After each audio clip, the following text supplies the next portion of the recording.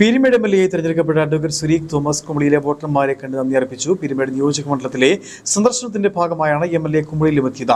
കഴിഞ്ഞ ദിവസം മണ്ഡലത്തിലെ മറ്റു പഞ്ചായത്തുകളിലും സന്ദർശനം നടത്തിയിരുന്നു. തീർച്ചയായിട്ടും നിങ്ങളോടൊപ്പം ഇവിടുത്തെ പ്രശ്നങ്ങൾ എന്താണെന്ന് മനസ്സിലാക്കിക്കൊണ്ട് നിങ്ങളുടെ പ്രശ്നങ്ങൾ പരിഹരിക്കാനായിട്ട് 100% ആത്മാർത്ഥതയോടുകൂടെ നിങ്ങളോട് ഉണ്ടാവും എന്ന് മാത്രമാണ് എനിക്ക് പറയാനുള്ളത്. എം.എൽ.എ സ്ഥാനത്തേക്ക് തുടർച്ചയായി 3ാം തവണയാണ് അഡ്വക്കേറ്റ് സുരീഖ് തോമസ് മത്സരിക്കുന്നത്. ആദ്യ 2 ടൈമിലും പരാജയപ്പെട്ടുവെങ്കിലും 3ാം ടൈമിൽ ശക്തമായി തിരിച്ചു വന്നു. അതും തന്റെ പിതാവിന്റെ റെക്കോർഡ് ഭൂരിപക്ഷത്തിന്റെ ഇരട്ടിയിലധികം വോട്ടിൽ. പീരുമേടിന്റെ എം.എൽ.എ തെരഞ്ഞെടുക്കപ്പെട്ട സന്തോഷം അദ്ദേഹം നേരിട്ടെത്തി വോട്ടർമാരെ കണ്ട് നന്ദി അർപ്പിച്ചു. ഇന്ന് കുമളി പഞ്ചായത്തിലായിരുന്നു പര്യടനം. കഴിഞ്ഞ ദിവസം പീരുമേട് മണ്ഡലത്തിന്റെ മറ്റു പ്രദേശങ്ങളിലും സന്ദർശനം നടത്തിയിരുന്നു.